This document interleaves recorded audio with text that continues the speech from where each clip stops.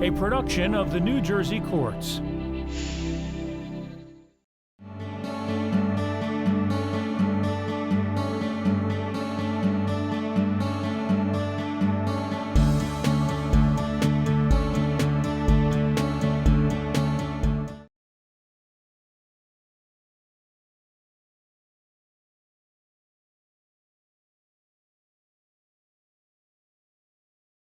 The Constitution of the United States that I will support the Constitution of the United States and the Constitution of the State of New Jersey. and the Constitution of the State of New Jersey. Being the first Black woman on the New Jersey Supreme Court is certainly an honor. And, for the next generation of attorneys, for the next generation of Black women attorneys, I think it's wonderful that they see someone who looks like them on the highest court in the state.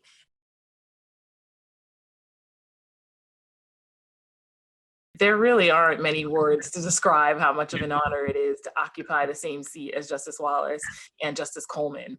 Both justices are certainly trailblazers in the legal profession as well as in the Black community in this state. So I am extremely fortunate and humbled to have been chosen to quite literally follow in their footsteps and continue the proud tradition of their work on the court. My family would always joke and call me an attorney because I would often quickly come to my siblings' defense when they were in trouble. So they would laugh and say that I was a defense attorney. But as I got older, I really did become interested in the law, particularly since I loved history, and the history of this country and the law go hand in hand. So, I was interested in the law, but like many teenagers entering college, I really wasn't sure if it was the right career path for me.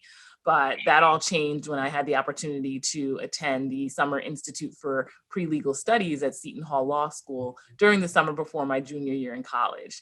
After attending that program and having the opportunity to read case law, draft briefs, and even present oral argument, I knew that the law was the right path for me. I was very fortunate early on in my career to get the opportunity to work with some phenomenal people who became great mentors to me. It started with my experience clerking for Justice Wallace, who is one of the smartest, kindest, and most down-to-earth people you will ever meet. Justice Wallace coaching football is one of my favorite stories as well. I remember when we started the clerkship, we knew that he coached. I was like, okay, he helps out. And one night I turned on the television and it turned on to the local, station. And there was a local high school football game on. And I look up at the television and there's Justice Wallace on the sidelines with a headset and a clipboard. I mean, it wasn't just I'm volunteering. He was coaching, and I again, he having him as a mentor and seeing how much importance he placed in his role as an associate justice, but also in his other responsibilities as a community leader and someone who was giving back to his community was certainly inspiring for me. I have tried my best to give back to the community, particularly by serving as a mentor to law students as well as college students who have an interest in the law. I was very fortunate to be the beneficiary of some very phenomenal mentors throughout my career. So I know the importance of having someone or multiple people help guide you along in this profession. I've also been actively involved in many organizations and bar associations. And years ago, I was proud to be one of the founding members of the Haitian American Lawyers Association of New Jersey, which was created to help foster, support, and encourage the professional development of Haitian Americans in the legal profession. So throughout my career, it has been important to me to give back to my community and help lift others as I climbed.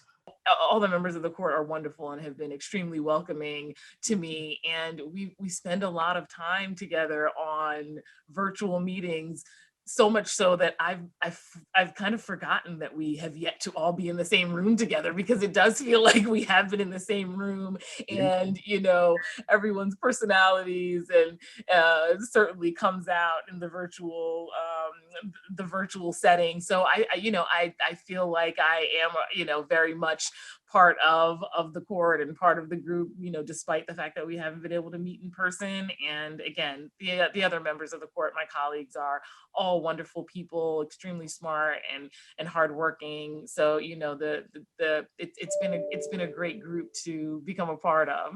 I'm so fortunate because, again, being in this scenario where we're really only interacting in a virtual setting, it's as if we're in the same room together because everyone is so collegial. The advice I would give is to take advantage of the opportunities that are presented during your career.